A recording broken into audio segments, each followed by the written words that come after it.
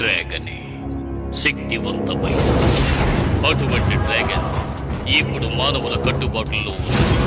ఈ డ్రాగన్స్ తోటి పొరుగు పందాలు పెడుతున్నారు. వాటి వేగానికి సాటి ఏది లేదు. కానీ ఆ డ్రాగన్స్ నడుమ తగాదాలు ఏర్పడ్డాయి. అందువల్ల వాటి శక్తి వినాశనానికి ఉపయోగపడుతుంది. ఇప్పుడు ఒక నవ యువకుడు ఇతను మాత్రమే ఆ డ్రాగన్ ని కట్టుబాటులో ఉంచుతారు. శక్తిశాలి డ్రాగన్ బయటికి రా! ఎవరు ఒడ్డొచ్చిన ఆ డ్రాగన్ ని నేను సొంతం చేసుకుంటాను. నేను ఆ డ్రాగన్ ని వదిలిపెట్టాను. అందరూ కొట్టావు.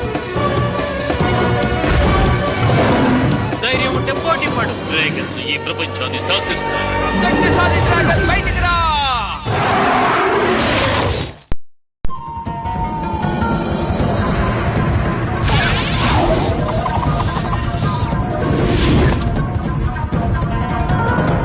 నమ్మలేకపోతున్నాను. వాళ్ళ టీం వర్క్ చూసావా?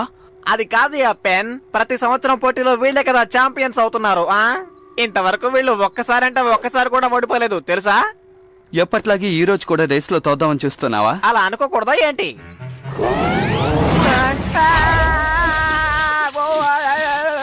నీకే ఎత్తంటే భయమా?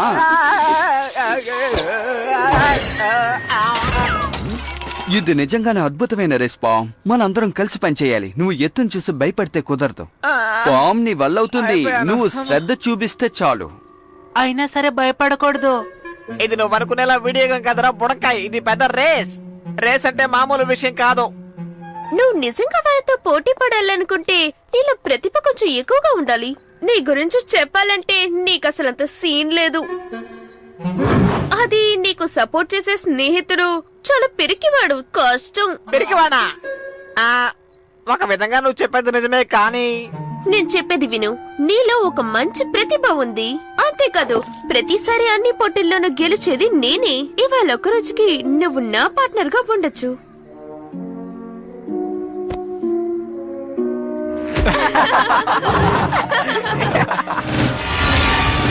ఏం చెయ్యాలో చెప్పండి నాన్న. నీ గేర్ ని నువ్వు సిద్ధం చేసుకో. ఈ రోజు జరగబోయే హార్న్ ఆఫ్ లేబ్రాలో నువ్వు గెలవాలి. ఏంటి ఆ జంపర్తోనా? అసలు మీరేమంటున్నారు? రేస్ లో గెలవటానికి నీకు ఒక రెడ్ డ్రాగన్ ని సాయంగా ఇస్తాను. ఆ ట్రోఫీని గెలుచుకుని నాకు తీసుకురావాలి. ఆ ట్రోఫీ అంత ముఖ్యమైందా నాన్నగారు? చాలా సంవత్సరాల క్రితం మనుషులకు డ్రాగన్స్ కి జరిగిన యుద్ధంలో ఎంతో శక్తివంతమైన ఈ డ్రాగనే విజయం సాధించిందని తెలుస్తోంది.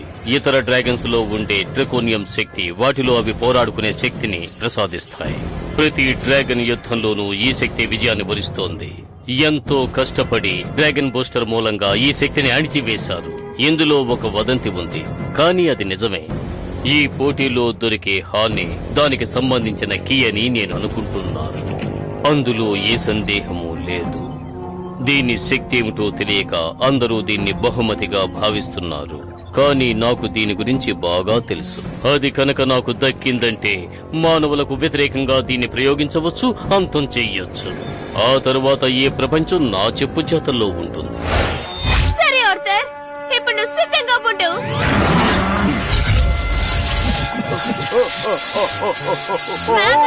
ఏంటో కనిపెట్టి బ్యాలెన్స్ చేయి. ఇప్పుడు నా వల్ల కావడం లేదు. నిజంగా నా వల్ల కావడం లేదు.